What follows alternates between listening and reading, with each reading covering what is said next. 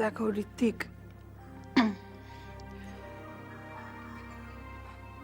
কাল রাতে যেটা যেটা ঘটেছে সেটা সেই ধরনের ব্যাপার আমার জীবনে অন্তত কখনো কখনো ঘটেনি। আমার মাও কোনোদিন আমার আমার গায়ে হাত তোলেনি। কাজেই সেই সেই ধরনের ঘটনা এত তাড়াতাড়ি মুহূর্তের মধ্যে আমি কি করে ভুলতে পারবো আমি জানি না। কিন্তু তুমি বলছো যখন, আমি চেষ্টা করব, কিন্তু কথা দিতে পারছি না। হুম।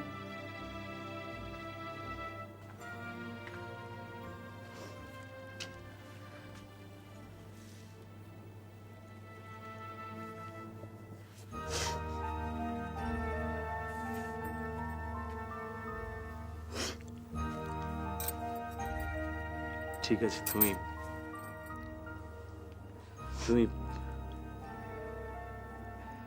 তুমি চেষ্টা করো, আমি আমি তোমাকে সাহায্য করব। না মানে আমারও তো সতর্ক থাকতে হবে, আমার তো একটা দায়িত্ব আছে। থাক, দায়িত্ব। আমার দেরি হয়ে গেছে ভীষণ, বেরিয়ে পড়ি। আমার আর 5টা মিনিট আমার একটা কথা শুনবে তুমি? আবার কি? I am already very late. না না, এটা কিন্তু খুব মানে সিরিয়াস একটা কথা। মানে তার মানে রাগের কথাটা সিরিয়াস ছিল না? না না, ওটা তো সিরিয়াস ছিলই। আসলে এটা কি জানো তো, এটা মানে অন্য রকম একটা কথা তো। মানে যেতে হবে আমাকে, আরে বোঝা। তুমি শোনো না, তুমি 5টা মিনিট বসো। মানে এখন সম্ভবই না আমার। বসো বসো বসো, আরে জাস্ট শোনো না, তুমি কি বলছি আমি, তুমি শোনো। আচ্ছা দেখো মল্লিকা, মানে শুনছো? বলো। দেখো আমি মানে মানে আমার শিডিউল তো তুমি জানো, মানে মানে কিরকম ব্যস্ত হয়ে পড়ছি। মানে বাড়িতে তো প্রায় সময়ই দিতে পারি না। আর তুমি না ঠিকই বলেছো, মানে তোমার মা, মানে আমার শাশুড়ি মা, না উনি তো কোনো গভর্নেন্স নন যে সারাদিন আমাদের বাড়িতে আটকে থাকবেন। তাহলে তাহলে এখন পথটা কি? কিসের পথ? না বান্টিকে প্রপারলি বড় করে তোলবার পথটা কি? বান্টি তো বড় হচ্ছে। সে তো ঠিক আছে, না মানে মানে জন্মেছে যখন সে তো একদিন বড় হবেই, সে কথা আমি বলছি না। আমি বলছি মানে প্রপারলি বড় হওয়ার কথা বলছি। না মানে আমি বুঝতে পারছি না, তুমি কি মনে করছো যে বান্টি প্রপারলি বড় হচ্ছে না? একটা বাচ্চা ছেলে বাবা মার সঙ্গ ছাড়া কি করে সেটা সম্ভব? What exactly are you trying to say? Mallika, তুমি তুমি চাকরিটা ছেড়ে দাও। না মানে ও মানে সারাদিন যদি তোমার সঙ্গ পায় তাহলে বুঝতে পারছো তো, মানে ওর কাছে একটা হেলদি ব্যাপার হবে। সুতরাং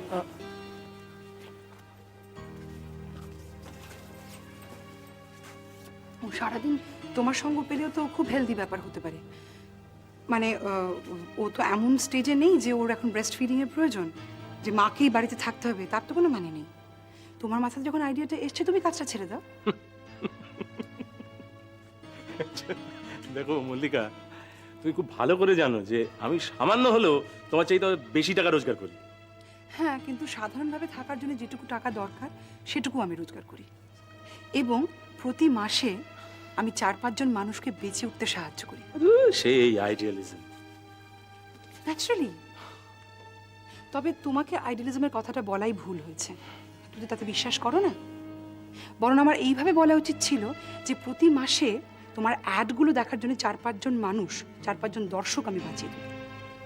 বিজনেস প্রপোজিশন হিসেবে এটা কেমন লাগছে? দেখো 4-5 জন দর্শক ফর্শকে আমার কিছু যায় আসে না। না, শুধু তো দর্শক নয়, আমার পেশেন্টদের মধ্যে অনেক বিজনেস ম্যাগনেটও থাকেন, তারা তোমার এমপ্লয়ার হতে পারে। তার মানে তুমি চাকরিটা ছাড়বে না? তুমি সকাল থেকে ড্রিঙ্ক করছো না কি গো? মানে এরকম অবান্তর কথা বলছো কেন?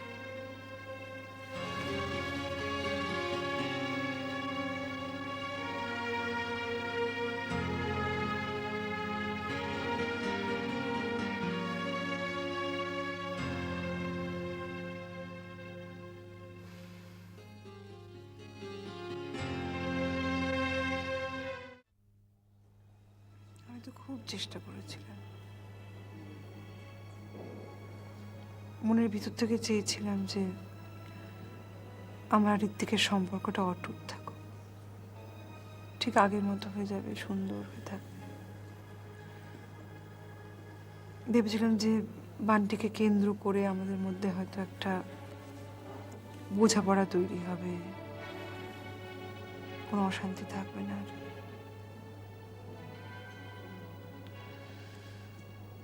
মেলানো গেল না। আগের ঋত্বিক আর এই ঋত্বিকের কোনো মিলই নেই। আমি ভাবতেই পারিনি যে ওইরকম একটা দাবি করে বসবে। হাসপাতাল ছেড়ে যে প্রাইভেট প্র্যাকটিস আমি করতে পারবো না, করার কোনো ইচ্ছে নেই, ও সেটা খুব ভালো করে জানে। ওইটাও জানে যে শুধুমাত্র ক্যারিয়ারের কথা ভেবে বা টাকা রোজগার করব বলে তো আমি ডাক্তারি প্রফেশনে আসিনি, এর মধ্যে একটা প্যাশন রয়েছে। এই তো সেদিনই ডক্টর পান্ডে আমার চেম্বারে এলেন, আমাকে ইনসিস্ট করলেন প্রাইভেট প্র্যাকটিস করার জন্য। আমি রাজি হইনি। আমি জানি। ঋত্বিকও জানতো যে আমি পারবো না, যে প্রাইভেট প্র্যাকটিস আমার দ্বারা হবে না, তবু ইনসিস্ট করে যাচ্ছে, কারণ ও জানে যে আমি তাহলে একটা হাউসওয়াইফ হয়ে থাকবো। কারণ হাসপাতালে চাকরি নেই, প্রাইভেট প্র্যাকটিস সফল হলো না বলে প্রাইভেট প্র্যাকটিসটাও নেই, চেম্বার টেম্বার গুটিয়ে একটা সাধারণ হাউসওয়াইফ হয়ে বাড়িতে বসে থাকবো। মুখে বলেনি, but that is the idea. তো সেরকম একটা কম্প্রোমাইজ তো সহজে করা যায় না। করা যায় কি বলুন? না দেখো মল্লিকা, এরকম হয় না যে তা নয়, হয়। মানে মাঝে মাঝে এরকম আমরা পজেসিভ হয়ে পড়ি যুক্তিহীনভাবে। তারপর হয়তো একটা সময় আসে যে যখন মাথা ঠান্ডা হয় তখন আমিও ভেবেছিলাম, আমি ভেবেছিলাম যে ও হয়তো মত পরিবর্তন করবে, আমাকে নিয়ে আরো ভাববে, আমার ইচ্ছেকে গুরুত্ব দেবে, আমার প্যাশনটাকে গুরুত্ব দেবে। বাট কিছুই হলো না ফাইনালি। দিন দিন কিরকম তিক্ত হয়ে গেল সম্পর্কটা। একদিন আমি বান্টিকে ঘুম পাড়াচ্ছি অনেক রাত। আমাকে একটা গল্প বলো না। বলছি। তুমি আবার নখ খাওয়া শুরু করেছো বাবু। দেখো লোক এরকম করলে কি করে হবে বলো তো? বলছি কিসের গল্প শুনবে বলো? বেড়াল। বিড়াল? আচ্ছা, একটা ছোট জায়গাতে তোমার মতো একটা ছেলে থাকতো। তার বাবা মা, ফ্রিজে একটা সোডার বোতল ছিল, কোথায় গেল? আমি ফেলে দিয়েছি। আর এই ছেলেটা একটা বাড়িতে ফেলে দিয়েছো কেন? বাড়িতে ড্রিঙ্ক করা আমার পছন্দ নয়, তুমি ভালো করেই জানো। দিন দিন একটা ম্যানিয়াক হয়ে যাচ্ছে। সোডা মদ্যপান করা ছাড়া আর অনেক কাজে লাগে। ফেলে দিয়েছি। বুঝি আমার অবশ্য জানা ছিল না, মানে ডাক্তার হিসেবে জানা ছিল না। অ্যাসিডিটি হলে পরে অ্যান্টাসিড রাখা আছে। পাগল একটা। হয়নি এখনো, তবে হয়ে যাবো সমদোষে। কি? এই এই এই এই, এই, এই, কি বললে? কি আমি পাগল? হ্যাঁ পাগল?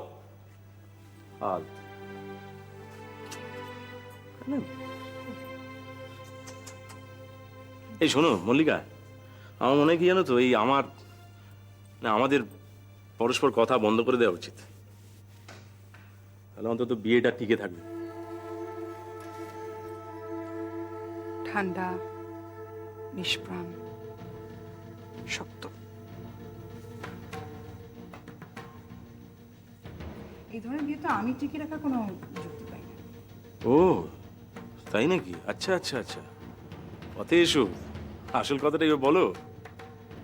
বাহ, তুমি বিয়েটা টিকিয়ে রাখতে চাও না? ইদানিং তোমার এইটাই চিন্তা, কেন হঠাৎ? অন্তত ভালোবাসাহীন কোনো সম্পর্ককে আমি টিকিয়ে রাখতে চাই না, মানে টিকিয়ে রাখার কোনো কারণই খুঁজে পাই না। ছাড়ো তো, ফালতু যাতা অজুহাত দিও না, সত্যি কথাটা বলো না। হাহ, হঠাৎ এইসব চিন্তা হচ্ছে কেন? কি ব্যাপার, কি নতুন কারোর আগমন ঘটেছে নাকি ওখানে?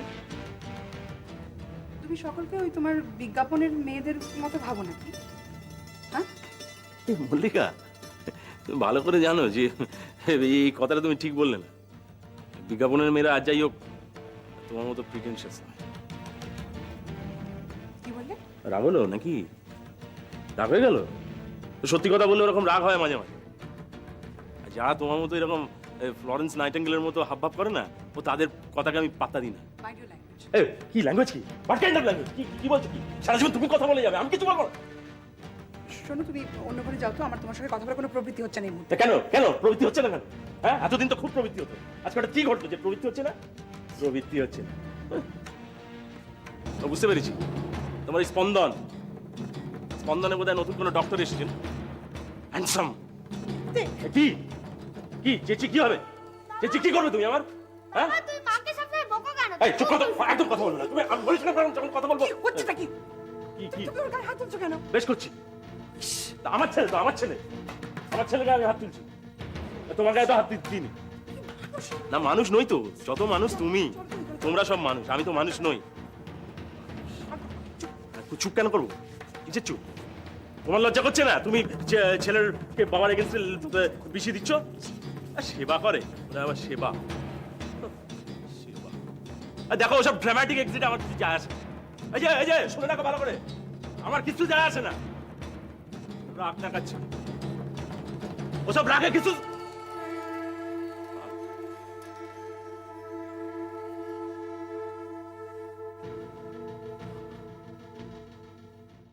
ফুলে ফুলে ডোলে ডোলে বহে কি বা মৃদুবায়। ফুলে ফুলে ডোলে ডোলে বহে কি বা মৃদুবায়।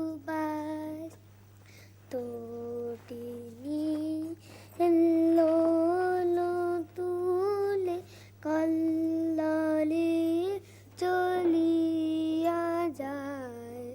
তোটিনি এলো তুলে কল্লালে চলিয়া যায়।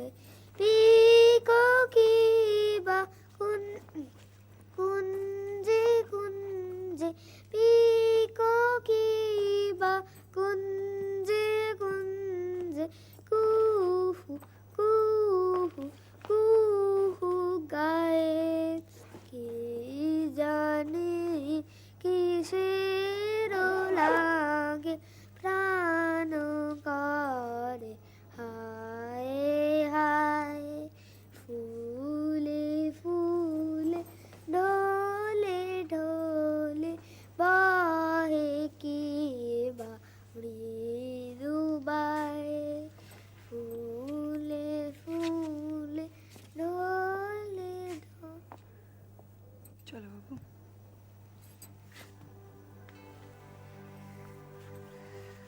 কি নিয়ে যাচ্ছ সঙ্গে? চলো।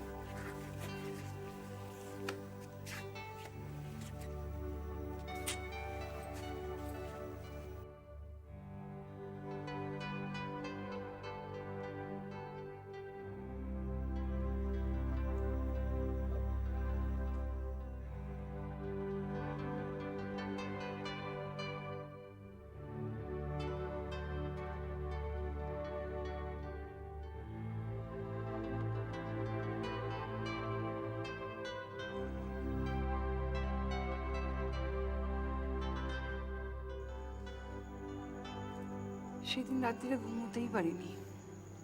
সারা রাত বান্টিকে জড়িয়ে ধরে শুয়েছিলাম, অপেক্ষা করছি কখন ভোর হবে, কখন দিনের আলো ফুটবে।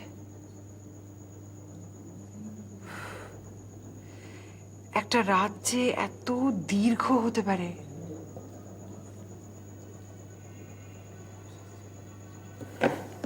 পরের দিন সকাল হতে আমি বান্টিকে নিয়ে বেরিয়ে চলে এলাম মার বাড়িতে,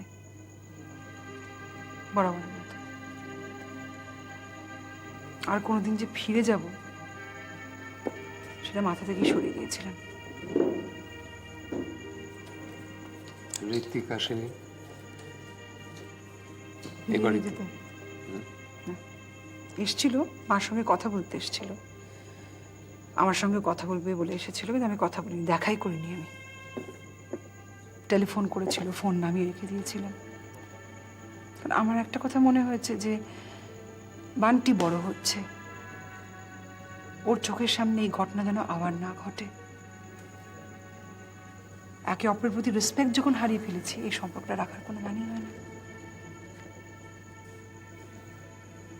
এটাও জানতাম যে ওই বাড়িতে থাকলে পরে ঋত্বিক আসবে বারবার করে, আর যত আসবে মা আমার উপর চাপ সৃষ্টি করবে ফিরে যাওয়ার জন্য।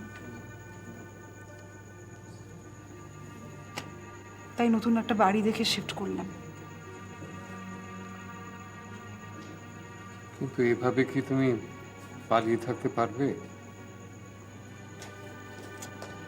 স্যার হুম? স্যার একজন লোক আপনার চেম্বারে এসে বসে রয়েছেন, তো ডক্টর সেন বললেন না আপনাকে খবর দিতে। আচ্ছা আচ্ছা, ঠিক আছে, তুমি বলো, বসতে আমি আসছি। আচ্ছা ইস, কতটা সময় নিয়ে নিলাম আপনার, না না, ঠিক আর আছে। ভীষণ খারাপ লাগছে। না, ভীষণ হ্যাঁ যাও। দেখো মল্লিকা, এই অবস্থায় আমি তোমাকে কি সাজেশন দেব? তোমাকে একটা কথা জিজ্ঞেস করি, তুমি তুমি কি ভেতর থেকে চাইছো যে তোমরা দুজনে আবার? না, প্রশ্ন ওঠে না। সেক্ষেত্রে তোমার মূল সমস্যাটা তোমার ছেলে। সমস্যা বলতে ওখানে থাকলে পরে সমস্যা তৈরি হবে আর কি। কিন্তু মল্লিকা, তোমাকে তো ফেস করতেই হবে। একটা কোনো ডেফিনিট জায়গায় তো তোমাকে সে পৌঁছতেই হবে, সে যখনই হোক। পালিয়ে তো তুমি বাঁচতে পারো। আর এই ডিসিশনটা তুমি কখন নেবে, কিভাবে নেবে, সেটা কিন্তু নিতে হবে তোমাকে, কেউ বলে দিতে পারবে না। প্রত্যেকটা মানুষকেই এই ডিসিশনটা নিতে হয়, কখনো কখনো জীবনে কোনো কোনো সময় একেবারে নিজেকে। তবে একটা কথা বলি যে আরেকটু সময় তুমি নাও, আরেকটু সময় দেখো।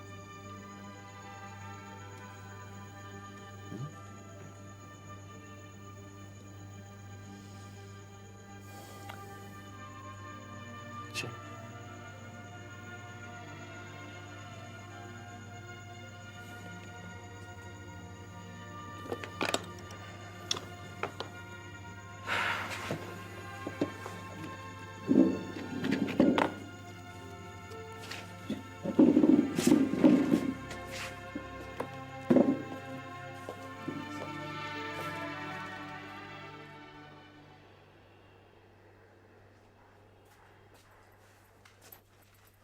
এই যে এসে গিয়েছো দেখছি। হ্যাঁ দাদা, আমি অনেকক্ষণই এসে গেছি। আচ্ছা, কি একটা জরুরি দরকারে আপনি আমায় ডেকে পাঠিয়েছেন? কেন, জরুরি কাজ ছাড়া কি এদিকে আসতে নেই? এ আপনি কি বলছেন? চুপ করো, তোমার সব খবর আমি রাখি। আচ্ছা মদন, এতদিন তুমি আমার পাশাপাশি আছো, কিন্তু তুমি কেন পার্টিতে ওপরে উঠতে পারলে না, সে কথাটা একবারও ভেবে দেখেছো? নজরটা একটু উঁচু করো মদন, আমার একটা কাজ করো যাতে পার্টির উপকার হয়। তা না করে তুমি কোন হাসপাতালে ডাক্তারের পেছনে পড়ে রয়েছো, একটা নার্সকে ধরে ধরে থ্রেট করছো। আচ্ছা, তোমার মধ্যে ডিগনিটি বলে পদার্থটা কি কোনোদিনই জন্মাবে না? প্লিজ আপনি আমাকে একটু বোঝার চেষ্টা করুন। ওই ডাক্তারটা শালা এমন হারামি, কোনো কিছুতে কিছু শুনতে চায় না। আহ, আস্তে আস্তে, তোমার মধ্যে তো বেসিক ব্যাপারটাই এখন এলো না। একজন ডাক্তারকে বলছো হারামি। আচ্ছা, এই কথাটা 5 জনের সামনে ওপেনলি বললে লোকে কাকে হারামি ভাববে? ডাক্তারকে না তোমাকে?